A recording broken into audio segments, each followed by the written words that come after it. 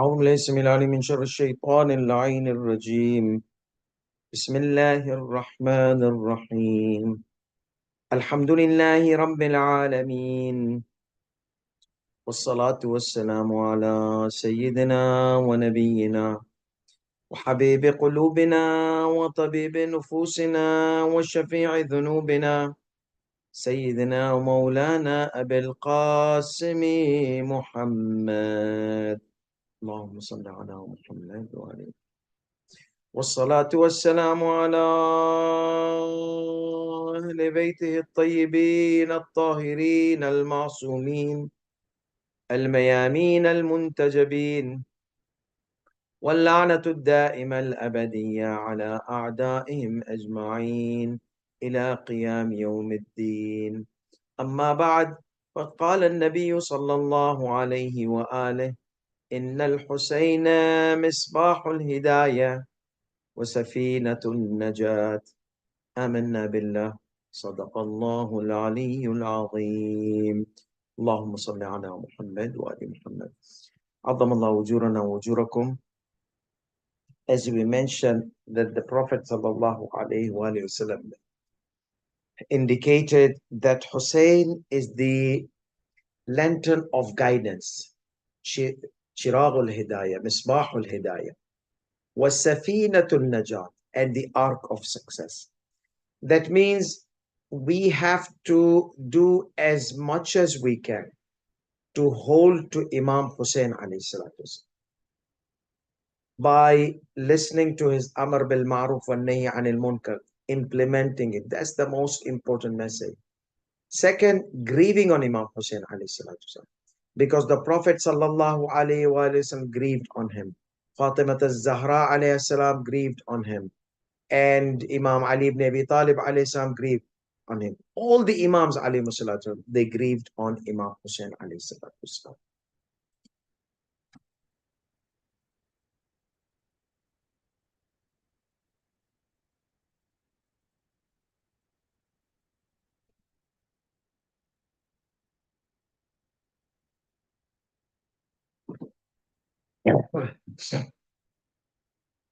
So the grieving has been part of 14 infallibles alayhi salatu. Every day we recite segments of Ziyarat al-Nahiya at the end. And those are painful segments which Imam Mahdi Ajjalallahu Ta'ala Farajahu Sharif recites and remembers his great grandfather Imam Hussein alayhi salam. So as I said, Imam al-Hussein alayhi salam, as I said in Arabic, Ibrah wa Abrah. Imam Hussein is all about grieving and lessons. We cannot take lessons out of Imam Hussein's alayhi salatu salam's grief. And we cannot take grief out of Imam Hussein's lesson. Because the concept of Islah, reforming, fixing ourselves, fixing our community, it has always been there in the message of Imam Hussein alayhi salatu salam. Why would he take this trouble and why would he give sacrifices if his message was no grief and no salah, grief and no zakah, grief and no khums, grief and no ibadah? Surprisingly, some of them, they said that some of our Pakistani fellows are from those rural areas where they just said Ali and Hussein and they don't practice the message of Imam Hussein. They say the Salat was killed in Karbala. Why should we offer Salat? So what you are saying is that Yazid got successful. Yazid won. He got victory over Imam Hussein alayhi salam. Because if you say Salah was killed, the plan of Yazid was to kill Islam and leave Islam's shell without the core. And Salat is the pillar of Islam.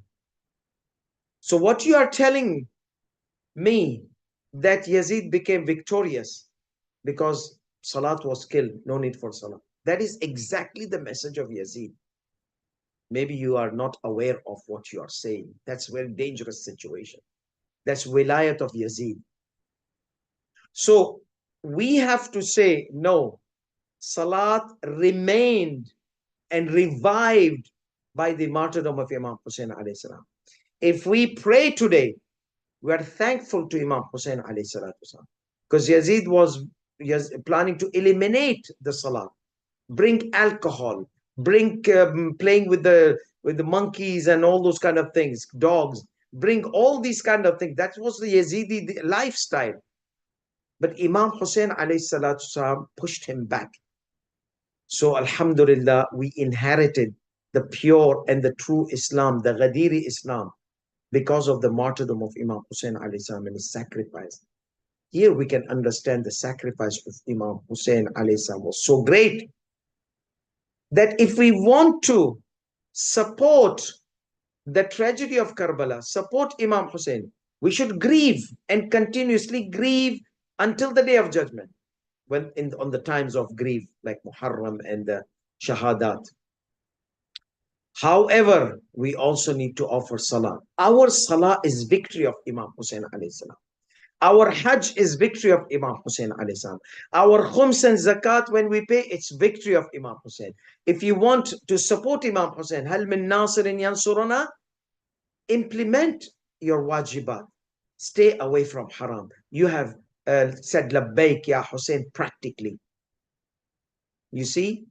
So this is very important for us to understand that we are part and parcel of victory of Imam Hussein alayhi salam if we do two things. Remember the tragedy of Imam Hussein alayhi salam and offer our duties and responsibilities. That means do wajibat, stay out of haram. Then we are echoing the victory of Imam Hussein alayhi salam.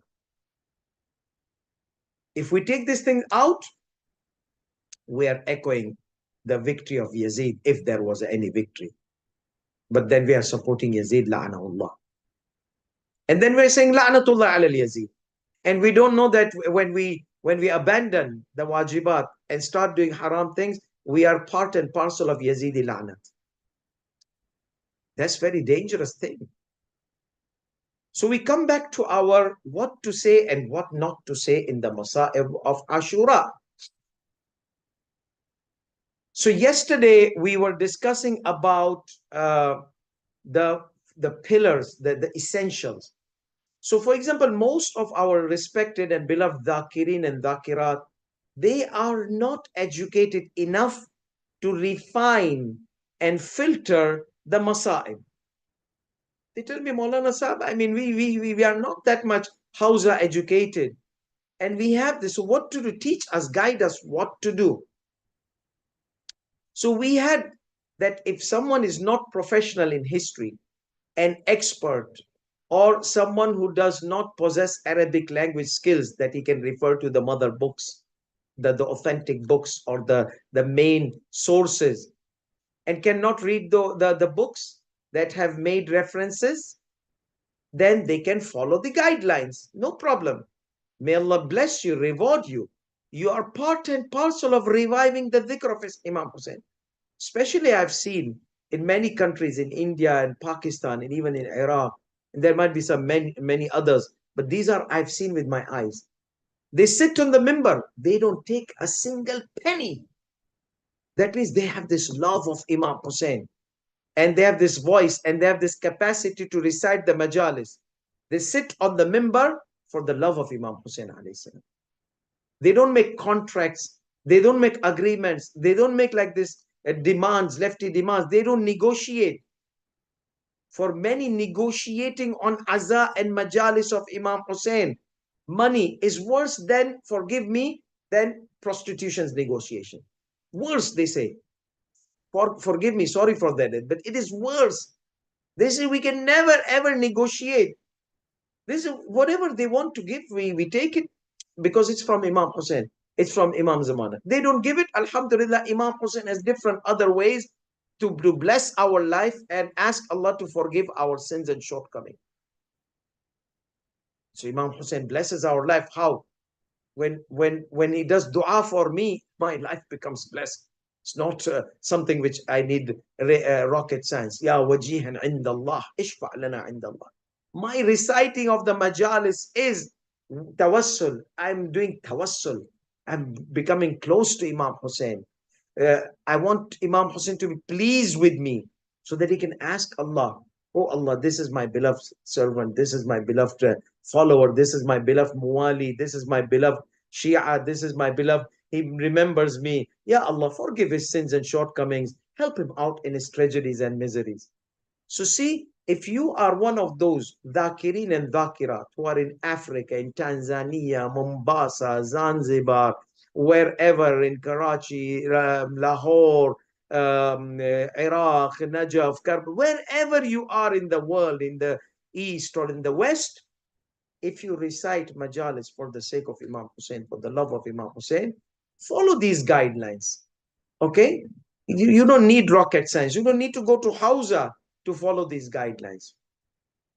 So number one, as I mentioned, reciting the Masa'ib. If there were some errors and they were not seriously damaging Masa'ib, the person is out of unawareness, not intentionally reciting those kind of things. Allah subhanahu wa ta'ala will not dump him in hellfire. Okay? Remember, we said there is a rule, Rufi an ummati ma la ya'lamun. My ummat is relieved from whatever they do not know. Except for certain areas where there are damaging issues, serious issues, then comes the intentional, excused ignorant and unexcused ignorant, jahil, muqassir and qasir and all those kind of things. We explain, I'm not going to repeat that, but I'm just trying to link what I said yesterday with what I'm going to continue today. So for them, what are the guidelines? I'm going to repeat the guidelines quickly. What not to say.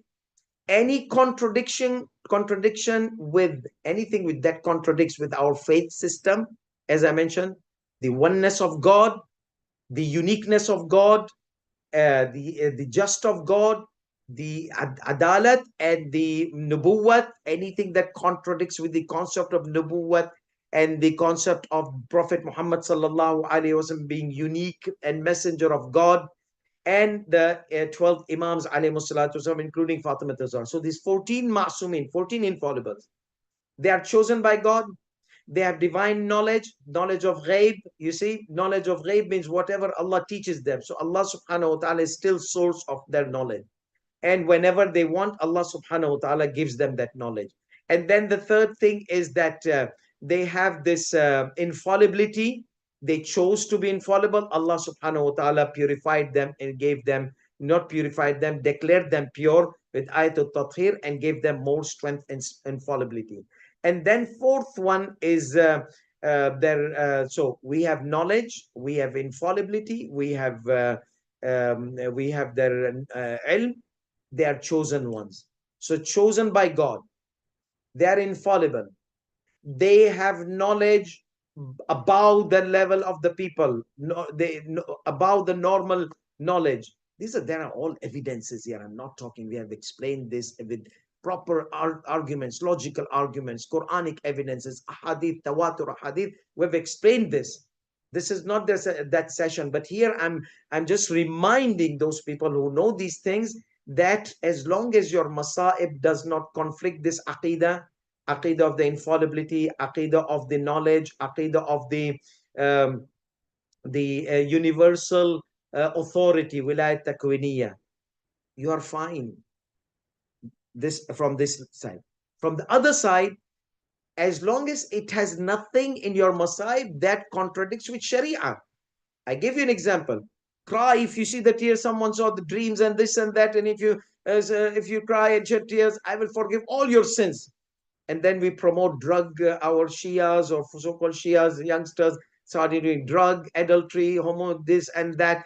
They start doing wrong things. So that is wrong message. You are, instead of Islah, you're bringing fasad in the school of Ahlul Bayt or the community of school of Ahlul Bayt. Against totally from the message of Imam Hussein. Where is the Islah? Cry Hussein, khalas. Jesus went to the cross, khalas, sins forgiven. They bring Christianity in our Imam Hussein's alayhi salatu thing. And then the akhlaq. There are sometimes some masa'ib are recited.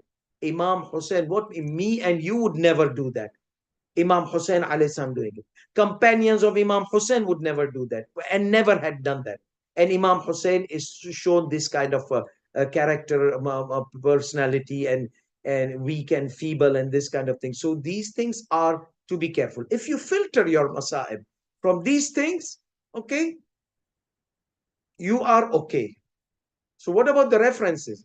Try your best to find the books which has references underneath. I'm going to give you some examples today, inshallah. So any contradiction to the proven law, any contradiction to the moral and spiritual character of our Imams alayhi salatu. They have certain spiritual character, they have certain moral character. They are after the Prophet sallallahu alaihi wasallam role models in akhlaq and spirituality. That should not go in collide with the Masa'ib of Karbala. Khalas, that's it. Those are your guidelines. So what should we do about the Maqtal? Which book? So inshallah, tomorrow or day after tomorrow, we'll discuss about Sheikh Ahmad Salman. He's a Tunisian scholar. He embraced school of Ahlul Bayt. He became one of the top scholars of Najaf al-Ashraf, student of Ayatollah al-Adma, Sayyid Ali Sistani, and Sayyid Munir al-Khabbaz. And he has been always debating softly with the school of companions in a very polite way. And he is interviewed. So tomorrow, I'm going to mention when he was asked, what maqtal should we rely? Because as I said, I'm a historian, but I'm not a professional as some of the historians which I'm going to mention today. Because when to become professional, you need to do more and more and more continuous work on history. So what maqtal? So I said maqtal Abdul Zahr al-Ka'bi. Maqtal Abdul Zahr al-Ka'bi is core maqtal. What does mean core maqtal? That means it is taken from the Sunni school of thought and from the Shia school of thought. And it is a very moderate, reasonable maqtal and very painful maqtal. Abdul Zahr al-Ka'bi, if many do not know, he was, rahmatullah alayhi, died long time ago in Iraq. Until now, many Iraqi communities, on the day of Ashura, they play maqtal of Abdul Zahr al-Ka'bi. It's about Sheikh Abdul Zahr al-Ka'bi, 1.5 hours, something like that. He has two maqtals, part 1 and part 2. Try to find out on YouTube, Mullah, Google these things, you will find it. However, if you're not an Arab, then you will have problem in explaining that or understanding it. And I believe they have also a PDF available which can be translated. At least you get the gist of what he has recited, and then you can compare. The problem with Urdu maqatil and English maqatil, most of them, they do not have reference. And they have a lot of, as we call, mirchi masalas. So we want to keep, as I said last night, we want to keep the maqtal strong as it is. When we start adding things into it, it becomes weak. And the whole image of Karbala, we are making it weak. Yes, our communities will enjoy that mirchi masala. Okay, those spices. Our community, I mean, they'll cry. You don't need, I mean, all those kind of things, but they will cry. But when you present this, you want Imam Hussein to get out of our cultural borders. We don't want to present Imam Hussein in our communities. So when you want to introduce Imam Hussein to outsiders, then you have to introduce the pure maqtal. Otherwise, they will say, what is this? We left Christianity with this all super suspicious stories and fairy tales. And now you are bringing us in Shia to let us hear all these kind of things, which somebody has a spear of 18 meters spear. What is this?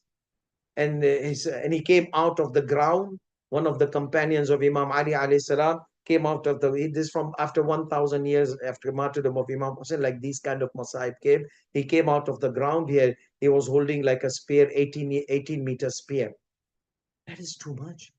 When you introduce this kind of thing, so this is an 18-meter spear, somebody popping up out of the ground and started killing enemies and went back to these kind of things are not helpful in introducing Islam to outsider. If you want to introduce Ghadir Islam, try to adapt pure maqtal, and your maqtal goes on YouTube from different parts of the world. So when people, they hear your maqtal, they, oh no, very sad, very Maqtal Abd al-Zahra is enough to make you cry, make you bleed crying. You see, your heart will shatter if you hear Maqtal Abd al-Zahra al-Ka'bi.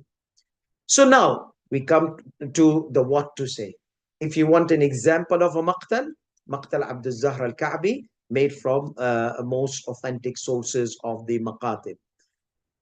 Limit to the historical text. When you recite Masaib, make sure that you have books, they give you reference down. And I think our beloved ones who are Urdu speakers, they need to start doing like that. Start filtering the Maqatib. Because many of the Arabs, they tell us that in the Urdu Maqatil, when the Urdu friends, our Indian Pakistani friends tell the Iraqis, where you brought all these things? We have Arabic original sources. They don't have this kind of stuff. And it's true. Even if some great scholars have written like 5, 6 volumes, they have no references there. They have taken from the book of Dhakirin as well. So that was the norm at that time. But now it's getting too much. More and more books are being written without any references. And it becomes like a marketing thing. So we just want to market Imam Hussein with whatever ways. That's wrong. Market him properly with a proper authentic and without money, with sincerity, with love, with tears. So, so what should our beloved Dhakirin do? They need to take from the books where they have references. Okay, as I mentioned, if not, then then follow the guidelines. Follow the guidelines are your commandments. As long as there is no contradiction, those are your commandments. And wherever you find strange stuff, okay, something you have never heard, you were in the proper scholarly maqatil or something, keep it away. You don't need to spice that thing in your maqtal, in your majalis. Okay, so limit that if they would like to make. Okay, so now we got the maqtal. Now we got the original text. These are bits and pieces. Now, Maulana, if I'm going to read, Tabari says this, Abi Makhnaf says this, Ibn Shahr Ashub says this. There's no Masaib. People will say, are you giving a history class or reciting Masaib? Masaib is an art. So they say, Maulana, Masaib is an art. You tell us take historical text. No, then you have the art in you. So if you are not an artist, those who wrote the Masaib, tell them their Masaib with these texts. As I mentioned, that if they would like to make a play, they make a play of Imam Hussein nowadays in Iraq and everything. And our great scholars, they see that play, drama, poetry, marsiya, masaib. Okay, you want to prepare masaib material or any artism. Masaib is an art. Not everybody can say the masaib properly. I'm the least person who has skills of masaib, and I confess and I acknowledge that. But then, mashallah, they're masters of Masaib. They know how to recite Masaib properly. They know how to raise their voice. They know how to make that rhyming pattern. All, mashallah, they're much more expert than me in Masaib. So Masaib is an art and a gift. Maybe I don't have that gift, but there are many, they have this gift. And they have made the Masaib and they have made it they have made it. But you need to double check. The Maulana Fulan recited the Masaib. Was his Masaib in the historical text? As I mentioned yesterday, if you recall, that poetries were said in front of Imams alayhi salatu wasalam. Correct? I mentioned about the poetries. Poetries are all about art. Taking the text of Karbala, the poets would put it in a very painful words, painful artistic style. It's art. And Imam would observe and listen and cry. Imam would not say, why are you changing the text into this artistic form in poetry? No, they would encourage, because that is normal in the intellectual society. As long as there's no drastic change in the context. So the context is there. Bibi Zainab arrived in Karbala. I'll give you for example from my thought now. Bibi Zainab alayhi salam arrived in Karbala and she was in grief. Bibi Zainab is arriving. The eyes are shedding tears. And she's saying, Wa Husayna, she this and that and that. Did she say that? The text does not say that. Yeah, but it shows that if someone is in grief, might have said that. So if a poet puts that into the poetry and brings that text and beautifies the text with masa'ib, impacting in the hearts of people to grieve, there is no problem in it. Our A'immas acknowledge. I'll give you another example. Du'bal al-Khuza'i is a big poetry. He says on Imam Hussein, he says in front of Imam Ali ibn Musa Rida alayhi salam. One of the lines, أفاطم لو خلت الحسين مجدلا لقد مات بشط فرات. Fatima, if you had pictured, imagined Hussein lying on the ground, scattered, who died beside the Furat. Now tell me, did Imam Hussein die beside the Furat? It was Abul Fadl al-Abbas Salamullah. So where did this text come? Yeah. So وَقَدْ مَاتَ عَطْشَانًا بِشَطِّ فُرَاتِ. Sorry. He died thirsty beside the Furat. So he's not trying to tell us that he died beside the Furat. It's a metaphor that Furat was beside him in his hand, but he died thirst. Did he die or he was martyred? Because the poetic style requires that words, the choice of the words. So you see, the poetry line recited in front of Imam Rida alayhi salatu salam, it has metaphors in it. And it is not exactly because Imam Hussein died all the way far from the Furat. وَقَدْ مَاتَ عَطْشَانًا بِشَطِّ فُرَاتِ. Beside the Furat, if you take literally. But metaphorically, it has deep, painful meaning. And that makes Imam Rida cry. So you see, the artistic, if you are going to say the text as a verbatim, you say it exactly. But if you want to make the text in an artistic form, Masa'ib form. You see, art of Masa'ib in Urdu speaking community is different than the Iraqi community, is different than the Persian community, is different than the American community, African American community, white American community. The different Chinese might have a different way of expressing their grief and their poetries.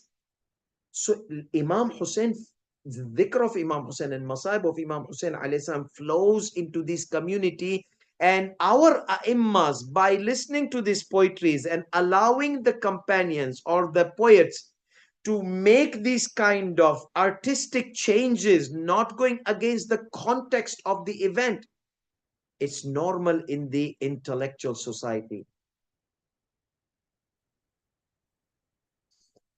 It's normal in the intellectual society. That is part and parcel of the practices of the intellectual society. So you see, the idea here is the problem is not changing the text. The problem is changing the text into a different context. The meaning becomes totally different. But if there are metaphorical meanings, which has indications of more pain and more agony, then obviously you are adding sadness to the text of Tabari or text of Abi Makhnaf, of text of. So we are not saying that you have to recite the text from the member. You know, Qala Tabari, this, Qala Fulan, this, Qala Fulan, this, No, this is you are giving a lecture, academic lecture. That is a different art in a different environment. Masa'ib environment is totally different. It requires people, they are there, they want to cry. So the skilled scholar or skilled dhakir or skilled dhakira, they know how to go into the hearts of the people and make them shed tears on Imam Hussein alayhi salatu. That is art. In Jashan, in celebrations. In celebration, you have different art. You make in a poetry in a way that you say Ali is moon, Ali is lion. Is Ali lion? Is Ali moon? No, that's a metaphor. That's a change. Ali this and Ali that, salamullah alayhim. So this is the thing that these are arts, and they have been done for centuries, since the times of our Aimma alayhi salatu wasalam. And then the time came. The problem is when some addition happens which is against the historical text, or not in the historical text at all, and that is used to spice up the Masa'ib. That is where the problem comes. Otherwise, no, we have enough. We have more than enough Masa'ib. Sheikh Ahmed Salman, inshallah, I'm going to mention his. Went through. He said very little bit have been added in the Arabic books. I'm not talking about the Indian, Urdu, Indian, Pakistani books. Okay, I'm talking about the Arabic books. Not that much has been added. He said 90% of the are in the original text. So that is why I'm advising our beloved Dhakirin and Dhakirat that try to get the Arabic sources, okay, and try to compare what you want to recite in Urdu, what you have prepared in Urdu, with these texts. And then if you are able to, if not, then I have given you already the guideline that it should not conflict the A, B, C, D, E, F, G. Okay. So this is something which I wanted to mention about the thing. Now I'm going to mention something about the many times they say, oh, can we just use ilm al-rijal? Well, if we use ilm al-rijal in history, first of all, intellectual society, they don't use ilm al-rijal in the history. Well, second, ilm al-rijal is not used in the intellectual society as much as it is used in the school of Islam, especially school of Ahl al-Bayt, especially the method of scrutiny in the school of Ahl al-Bayt is the toughest of all. And this is used to define the Islamic laws. Methodology different. Historical methodology is collecting the data. That's number one. Okay. So now, if you want to know what method we use in this collecting the data, so I want you to focus with me now. Okay. In Hausa, when you study ilm al-rijal or ilm al-hadith, the maraja and the scholars are divided into two schools, one mainstream, one non-mainstream. Mainstream, like Sayyid Sistani Damadullah, Sheikh Baqir al-Ayrawani, Sayyid Munir al-Khabbaz, and so on. Students of Sayyid al-Khuy Quddas al-Sirro, and many teachers of Sayyid al-Khuy Quddas al-Sirro. Sayyid al-Khuy Quddas al-Sirro is from those who had the methodology of sanad, rijal. Everything should be sanad, sanad, sanad. What is sanad? Sanad is the link. I mentioned the writer, Abi Mikhnaf, heard from Fulan, Fulan, Fulan, who saw Imam alayhi salatu in Karbala in this position. So we have to check all this Fulan, Fulan, Fulan, Fulan. So this Fulan, Fulan, now focus on the criteria of Fulan, Fulan. In order to consider that thing authentic, there's a methodology of fiqh we cannot use in history. I'll tell you why. That every single narrator should be imami, 12 or follower of Ahlul Bayt alayhi salam. Number one. Number two, every single narrator should be just. In Karbala, find me how many just, trustworthy narrators remain imami. Yes, there are few we mentioned in our first session, a couple of them who left Karbala, they recorded, but this was before martyrdom of Imam Hussein alayhi salam. But what about when Imam Hussein was martyred alayhi salam, when Ali al-Asghar was martyred, when Abdullah Radhi' was martyred, when these Ali al-Akbar was martyred, they had already left. And some were injured and they were unconscious, like Al-Hasan, Ibn al-Hasan al-Muthanna. So, where will we bring that sanad thingy here? So this sanad thing cannot work out here. So tell us, what is the methodology? The methodology used by mainstream and by Sayyid Sistani Damadullah and Sayyid Munir al-Khabbaz and the students of Sayyid Sistani, majority of them, and many of our scholars from Sheikh al-Mufid till going on, they had this methodology, contextual methodology. The methodology of Sayyid al-Khui and some great scholars, giants, was wathaqa. This is wuthuq. Now, I don't want you to memorize this wathaq and wuthuq. Just remember the narrator, the narration. They would examine the narrator. Say this, but Sayyid al-Khui would not use this method in history and dua. He would use only in fiqh and Islamic jurisprudence, period. Even in Islamic jurisprudence, when you open the bahth, high-level researches of Sayyid al-Khui, he argues everything and he says sanad is not right, the da'if, riwayah is this, it's unauthentic, blah, blah, blah. And at the end, he gives fatwa based on the context, based on the methodology. He goes away from his methodology and uses another contextual method to prove a fatwa. Several places he has done that. So he by himself in fiqh also, who's a tough person in sanadi. They call him sanadi, that means sanad, fulan, fulan, fulan, this link chain of narrator. He did not use in various places in his book of law. When he gave fatwa, he had to go to the contextual methods and give fatwa. And those contextual methods are also logical arguments he used. So now we come to the contextual method. In contextual method, we don't look at the narrator. Narrator is, so we look at clues of context, the surrounding of narration. Here the narrator is, that authenticity of narrator is one of the 10, for example, 10 contextual clues. So how can we verify the content of the narration? The narration is supported by another, I'm giving you example, another authentic narration. Okay. The content is available in another narration. The narrator is trustworthy, but it is not required here. If it's not trustworthy and other contextual clues are there, then the narration becomes authentic. There is a shohra with the popularity. That means all these scholars, they relied on this narration. It is not doesn't make any sense that they would just take a weak narration.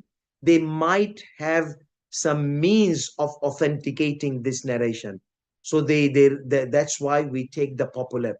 If one made mistake, two make mistake, tens of scholars, they made mistake. No. And these are all trustworthy and knowledgeable. So therefore, this is the contextual method. In history of Karbala, we don't use as the contextual method as strict as the contextual method used in fiqh. Here also there is leniency in history, in du'as, in moral stories of hadith of moral values, all these kind of things. We check, are they in the line of the Quran? Are they contradicting the Quran? Are they contradicting our foundation of beliefs? Are they contradicting the moral values of our imams? Are they contradicting any Islamic legislative system or legislative laws which are proven by authentic narration? If not, this is a sufficient thing that I could, as long as that text is in a historical book, I can narrate it. Khalas.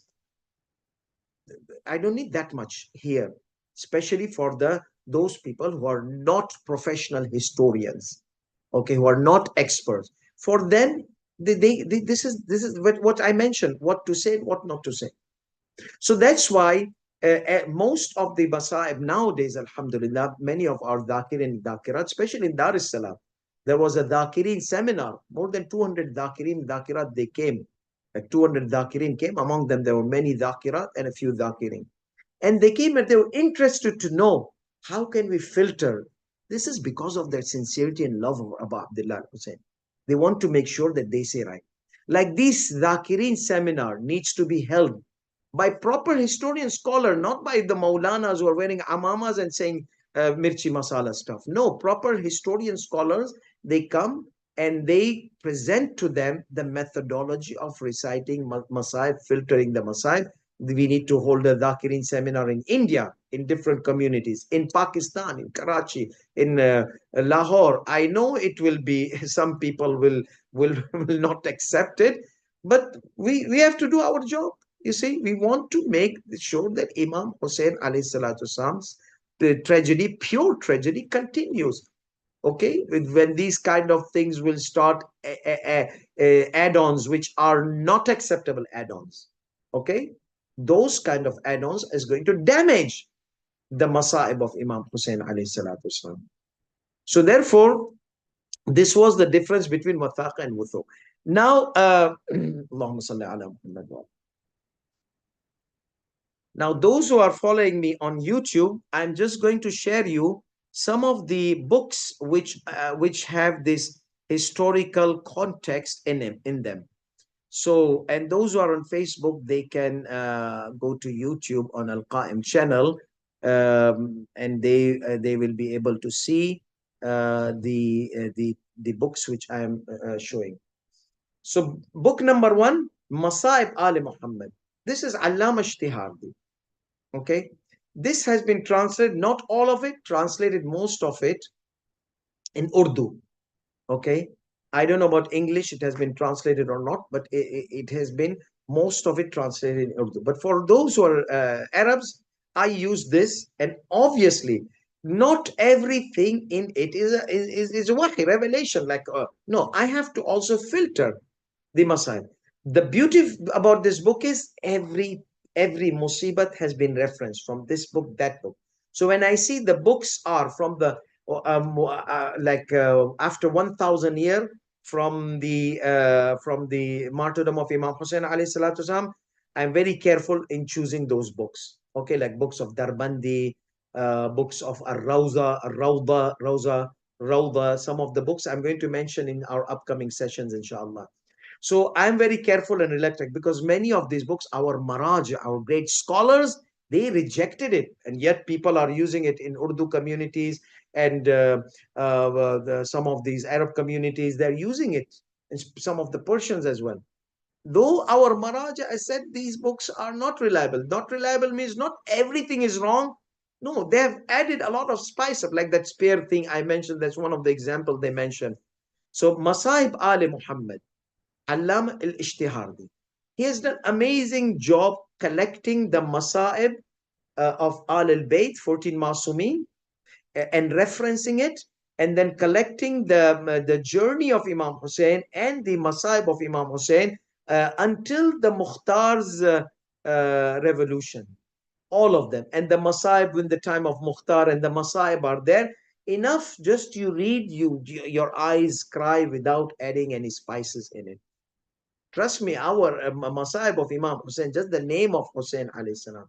I go sometimes on the day of Ashura in our Urdu speaking community, just the Maulana says, Inna lillah wa inna, and people are crying. Crying that the Maulana cannot speak anything, the microphone cannot be heard. This much cry they cry. Just the name of Imam Hussein alayhi salam. Why do I have to add things? You see, that's what I don't understand. The name of Imam Hussein, just read 1-2 lines of Imam Hussein, people will cry. The lovers of Imam Hussein will cry.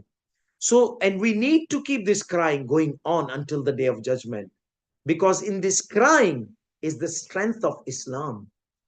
So therefore, Masaib Ali Muhammad is one of the books I would recommend to use. But still, if I find anything that contradicts with certain things, I did not find that many things, very few places where he mentions some dreams and this and that.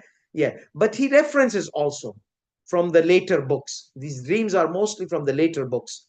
But then, mashallah, it's a very valuable referenced Masa'ib sequential of the journey of Imam Hussein. Karbala is there, and you will feel like if you just narrate it text verbatim, that will make people cry. And if you want to keep it in an artistic form, we've mentioned the guidelines of making it in a Masa'ib format or artistic form or the poetic form. You're most welcome. Then we have the next one, the next book. Mawsu'at Karbala. These are 3 volumes. That was 1 volume. Mawsu'at Karbala is for Dr. Labib Baydoun, a professor. He done masters in science, but he has done all his efforts to collect all the events of Imam Hussein alayhi salatu movement, Karbala, Imam Hussein is leaving Medina al-Munawwara, salamullah alayh, until the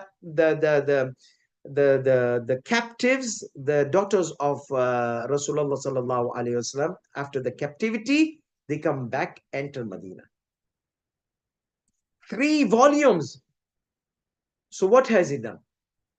He has not brought anything from himself.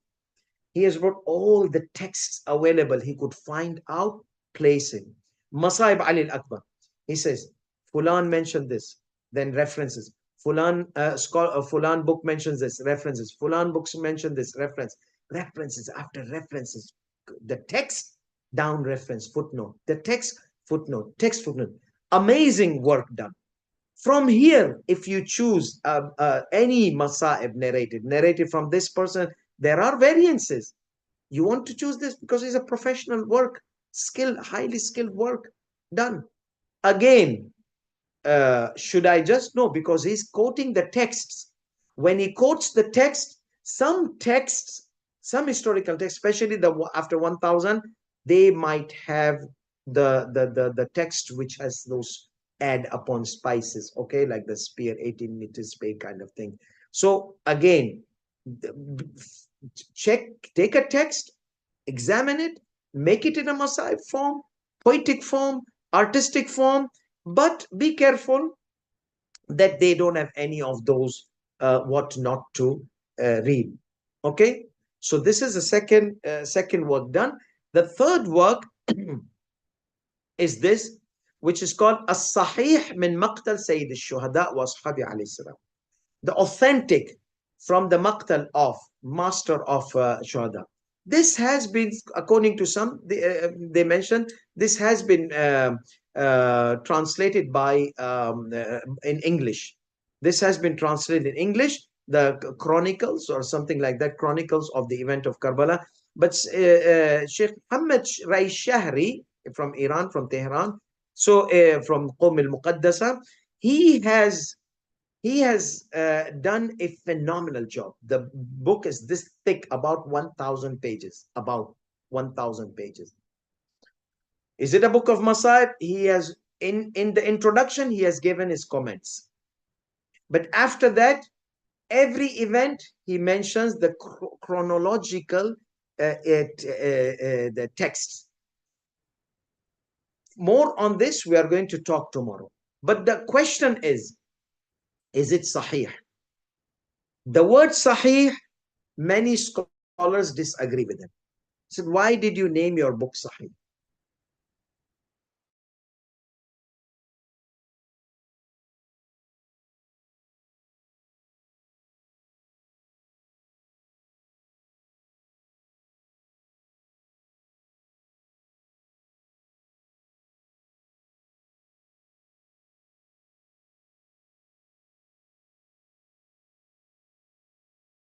Authentic in your eye, because in the school of Ahlul Bayt alayhi salam, in the Shia Nashri school, we don't have something like Sahih Bukhari and Sahih Muslim and Sahih. No, that is not in the school of Ahlul Bayt alayhi salam. So how do we have? We have, even a scholar wrote Sahih al-Kafi, authentic from Kafi. That was authentic in his eyes. Research in the school of Ahlul Bayt alayhi salatu is wide, has wide scope. That's one marja says in the moon sighting, okay, he depended on certain methodology or certain narration.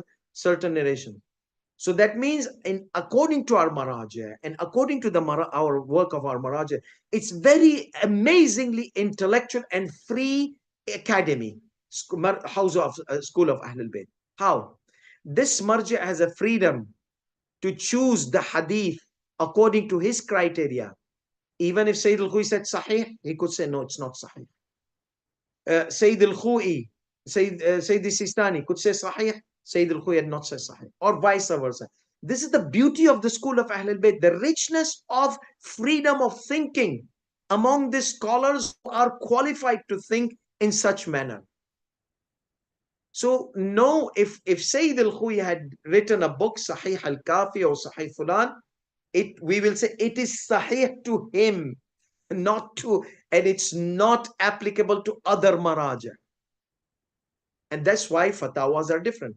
So our maraja, they prefer to keep the mother books as they are, Al-Kafi, Al-Istibsar, Al-Tahdhib, Wasail al-Shia. Keep it as a source. Whatever this marja could find sahih from it, it's a garden. Whatever that marja could find sahih, it might not be sahih. So there's no use of making sahih book and publishing sahih book as long as it's only going to be applicable for the marja who has made this work sahih.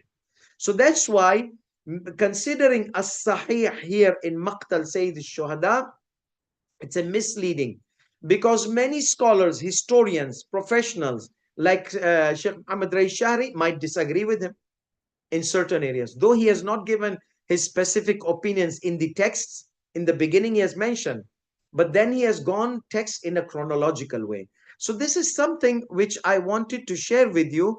Inshallah, we'll continue discussing on this book, because this book has translated in English, and many of our beloved ones, they're reading this, they start attacking the majalis, and they start attacking the mimbar, and they misunderstand Sheikh Muhammad Raishari, and this was not his purpose, that his book is used to attack the majalis of Imam Hussein. This was not his purpose.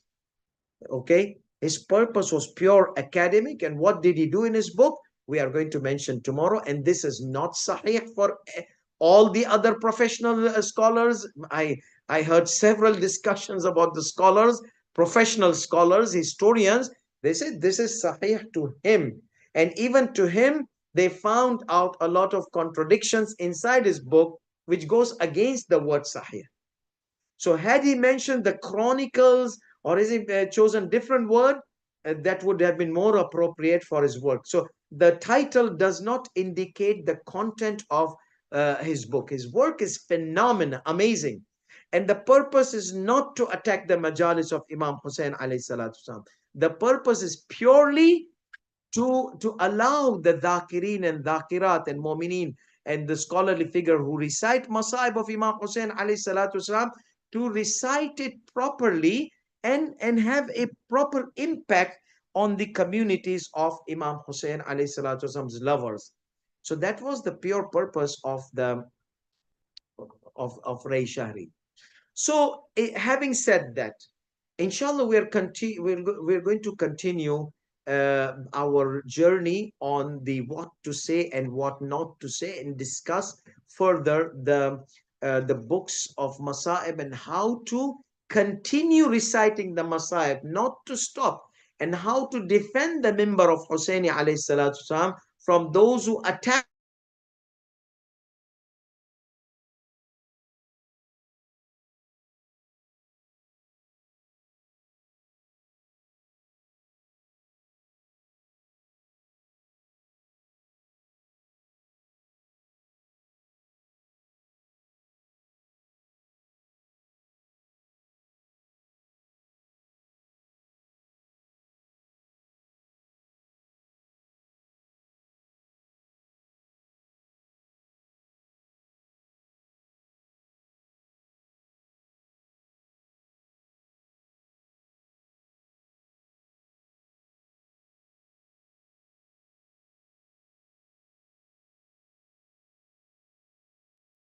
who was washed with the blood of his injuries when Imam Zainul Abidin alayhi salam comes to the Sa'ad Allah qalbak ya Mawla ya Zainul Abidin. Bless the heart of Imam Zainul Abidin alayhi salam, carrying the body of Imam Hussein alayhi salam.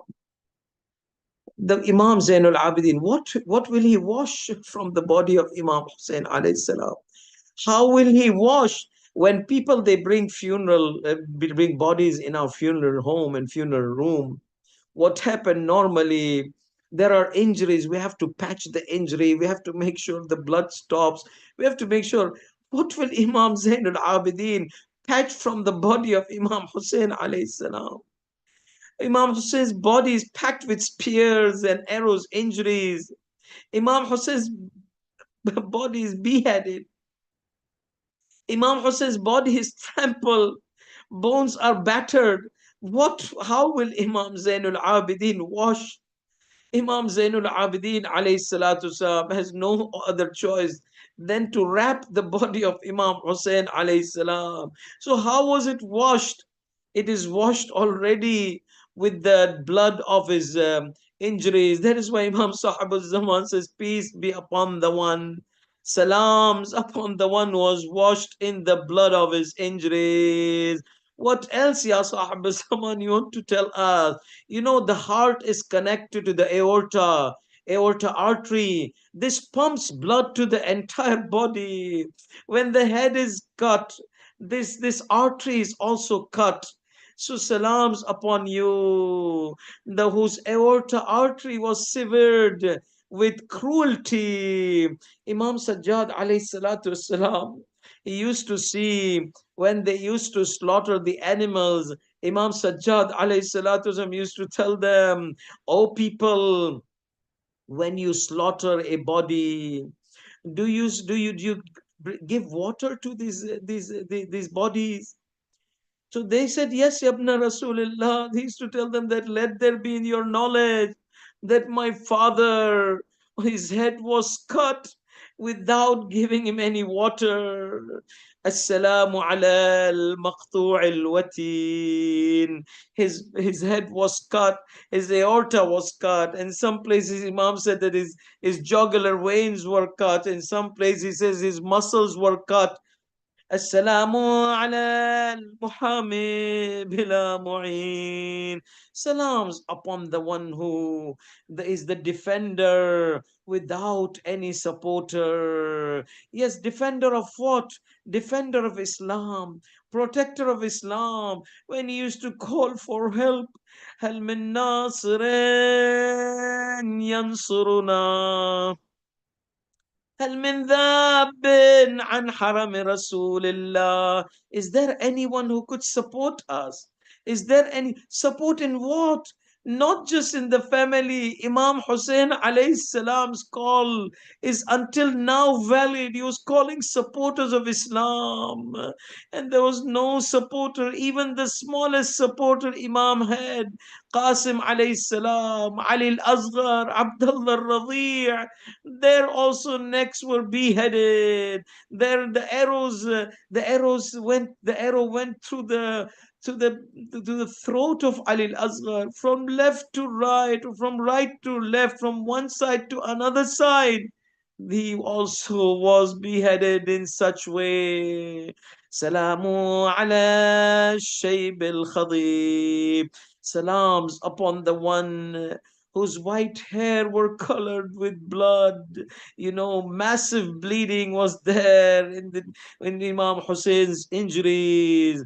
And Imam Hussein is falling down when Shimra Mal'oon was coming to behead Imam Hussein. He kept the body of Imam Hussein upside down. The cheek of Imam Hussein alayhi salam is on the dust of Karbala. And that is what Imam Zahab al-Zaman says, peace be upon. Salams upon the cheeks which were smeared with the dust.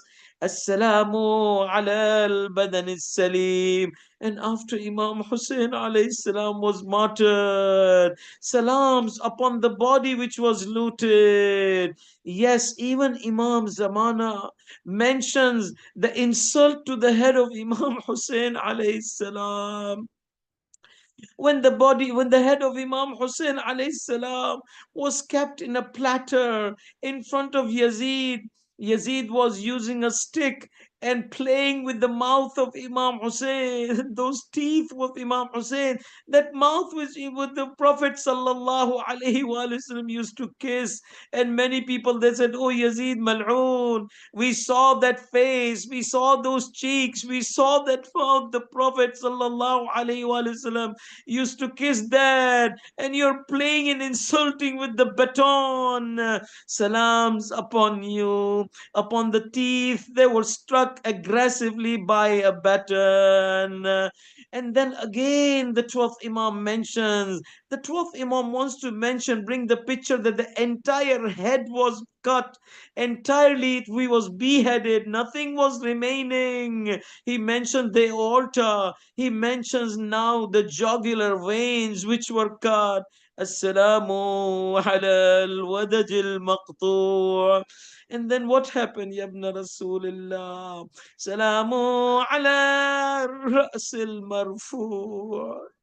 Salams upon the head which was raised on a spear. Assalamu ala al-ajsad al-ajsam al-ariyati fil falawat. Peace be upon the bodies which were scattered, uncovered in the wild desert. Yes, Ibn Rasulullah. What's happening with these bodies? What's happening with these bodies which are there in the desert? تنهشها الذئاب العاديات. The wolves, those aggressive wolves, they are biting, they are snatching, they are scratching the body. Who are these wolves? We heard that animals, they respect the Imams alayhi salam. Animals, Ya Sahib al-Zaman, tell us, the animals, don't they respect the Imams, the infallible Imams? The whole creation respects the Imam. Who are these wolves? These are the enemies of Imam Hussein alayhi salam. These are people like Shimr and all those people with Shimr and Ubaidullah ibn Ziyad. The riwayat says that لَقَدْ قَطَّعُوهُ إِرَبًا إِرَبًا. After the martyrdom of Imam Hussein, they were striking the body of Imam Hussein with sword and spears. His flesh was falling down. These were worse than the aggressive wolves who bite the corpse. But these were not, they were worse than them. And then the body of Imam Hussein alayhi salam was left for this aggressive animal type human being. ويختلف إليها السباع الضاريات. These animals, these carnivorous animals, they don't touch Imam's bodies. These are same one after another they were coming. First those wolf-like, beast-like people like Shimmer, and then after that all the other enemies of Imam Hussein alayhi salam started striking. They want to show that we all participated in the martyrdom of Imam Hussein alayhi salam. Wa Husaynah wa madlumah wa imamah. وسيعلم الذين ظلموا أي منقلب ينقلبون ألا لعنة الله على القوم الظالمين والعاقبة للمتقين إنا لله وإنا إليه راجعون عظم الله أجورنا وأجوركم عظم الله لك الأجر يا مولاي يا صاحب الزمان. Painful words of our Imam Sahib al-Zaman. We pray that may Allah subhanahu wa ta'ala accept our aza on Imam Hussein alayhi salatu wasalam.